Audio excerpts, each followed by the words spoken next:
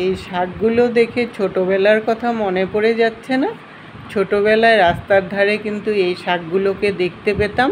যখনই এই শাকগুলোকে দেখতাম আর একটা সাদা সাদা ফুল হতো, ওই ফুলগুলোকে তুলে তুলে আমরা মধু খেতাম। এই শাকের নাম হলো দণ্ডকলস বা দরুন শাকও বলে অনেকে।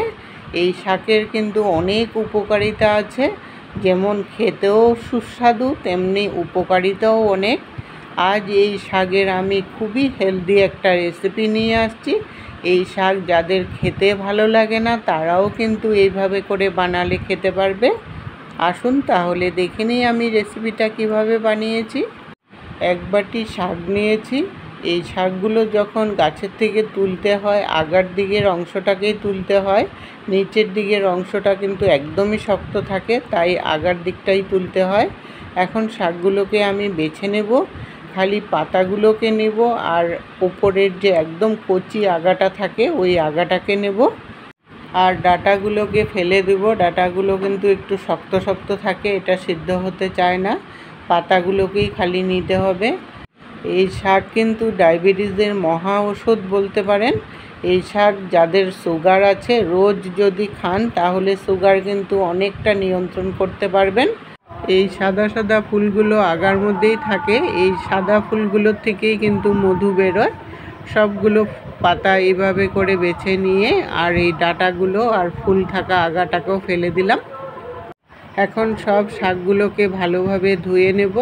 শাক কিন্তু 2-3 বার ভালো করে ধোবেন, শাকের মধ্যে অনেক বালি থাকে।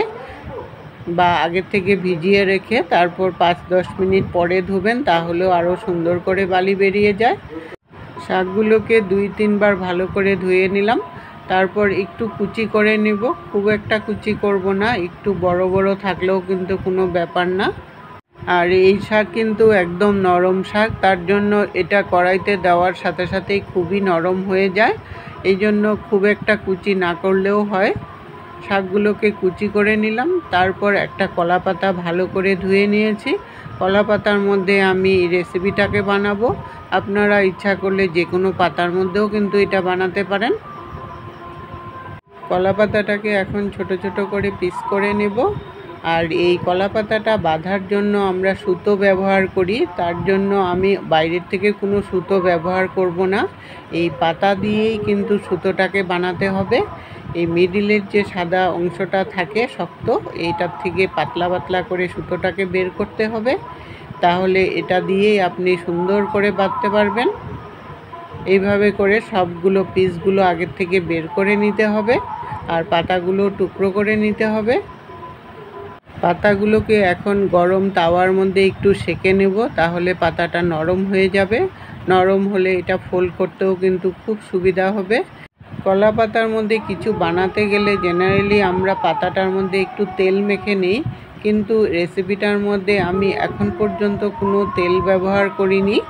একদম হেলদি একটা রেসিপি বলতে পারেন। সবগুলো পাতা এইভাবে করে সেঁকে নেব। সবগুলো পাতাকে সেঁকে নিয়েছি। দেখুন পাতাগুলো কতটা নরম হয়ে গেছে। এরকম নরম হলে রেসিপিটা বানাতে কিন্তু খুব সুবিধা হবে।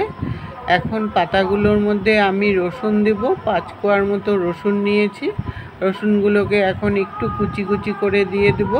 এরকম কুচি করে দিলে তাহলে মিশবে সুন্দর করে। আর অনেকে কিন্তু আবার গোটা গোটাও রেখে দেয়, গোটা রাখলে কিন্তু একটু অসুবিধা হয়ে যায় মিশতে, তাই একটু কুচি করে দিলে মিশবে সুন্দর করে। সবগুলো রসুন কুচি করে নিলাম। তারপর এটার মধ্যে স্বাদ অনুসারে নুন দিয়ে দিলাম। নুনটা দিয়ে এখন ভালো করে মেখে নেব, যাতে সব শাকের মধ্যে নুনটা ভালো করে লেগে যায়। মেখে নিয়ে তারপর একটা করে পাতা নেব আর অল্প অল্প করে দেব, দিয়ে তারপর ফোল্ড করে ওই সুতাটা দিয়ে বেঁধে দিতে হবে। কলা পাতার যে সুতা বানিয়ে রেখেছিলাম ওই সুতাটা দিয়ে বেঁধে দিতে হবে। আর এটা কিন্তু অন্য পাতুরির মতো বাঁধাটা না হলেও হবে, কারণ এটা বেরিয়ে যাওয়ার কোনো চান্সই নেই। অন্য পাতুরিতে যেমন বাঁধাটা সুন্দর হতে হবে, বেরিয়ে যাবে, তার জন্য বাঁধাটা চারদিকে ফোল্ড করে বাঁধতে হয়। এটা কিন্তু একদমই সহজ বাঁধা, যেমন খুশি তেমন ফোল্ড করে দিয়ে জাস্ট ফাঁকাগুলো একটু বন্ধ করে দিয়ে বেঁধে দিলেই হয়ে যাবে। আমি ছোট ছোট করে ফোল্ড করে বানাচ্ছি। আপনারা ইচ্ছা করলে একটা বড় পাতার মধ্যে দিয়েও এইভাবে ফোল্ড করে বানাতে পারেন। আর ছোট ছোট এইভাবে বানালে রেসিপিটা বানাতে সুবিধা হয়, আর এটা ভাজতেও কিন্তু সুবিধা হবে। তাই আমি ছোট ছোট করে বানালাম। আপনারা বড় বড় করে বড় কড়াইতেও কিন্তু এটা বানাতে পারেন। এইভাবে করে সবগুলো পাতা বেঁধে আগের থেকে রেডি করে নিতে হবে। তারপর কড়াই বসিয়ে 2-3টা যেরকম জায়গা হয় সেরকম করে দিয়ে ঢাকা দিয়ে একদম লো ফ্লেমে এটাকে ভাজতে হবে। পাতুরি যেমন বানাই সেরকমই এটা বানাতে হবে। 5-7 মিনিট পর ঢাকনাটাকে উঠিয়ে নিয়ে তারপর পাতুরিগুলো উল্টিয়ে সাইড থেকে একটু জল দিয়ে দিব। জল দিলে এটা সিদ্ধটাও সুন্দর করে হয়ে যাবে। পাতুরিতে কিন্তু আমরা সাইড থেকে একটু তেল দিয়ে দিই। এই তেলের জায়গায় একটু জল দিয়ে এটাকে ঢাকা দিয়ে ভাজতে হবে। 2-3 বার ঢাকনাটাকে উঠিয়ে নিয়ে যখন পাতাগুলো একদম পুরা ভাব চলে আসলো তখনই আমি নামিয়ে নিলাম। এইভাবে করে বাকি পাতাগুলো ভেজে নামিয়ে নিতে হবে। সবগুলো পাতা ভেজে নামিয়ে নিয়েছি, আর একটু ঠান্ডাও হয়ে গেছে। এখন সুতাটাকে খুলে নিয়ে একটা বাটির মধ্যে নিয়ে নিলাম। রেসিপিটা আপনারা একবার হলেও ট্রাই করে দেখতে পারেন। এটা গরম ভাতের সাথে খেতে কিন্তু অসাধারণ লাগে। একটা লঙ্কা কুচিয়ে দিয়ে দিলাম। লঙ্কাটা কিন্তু একদমই অপশনাল, আপনাদের খুশি হলে দেবেন, না হলে দেবেন না। আর একটু তেল দিয়ে দিলাম, যেহেতু এটা সিদ্ধ হয়েছে তাই একটু তেল না দিলে কিন্তু ভালো লাগবে না খেতে। ভালো করে মেখে নিয়ে এটা গরম ভাতের সাথে একবার হলেও খেয়ে দেখতে পারেন। রেসিপিটা আপনাদের কেমন লাগলো বন্ধুরা কমেন্ট করে জানাবেন। এতক্ষণ সঙ্গে থাকার জন্য আপনাদেরকে অসংখ্য ধন্যবাদ বন্ধুরা।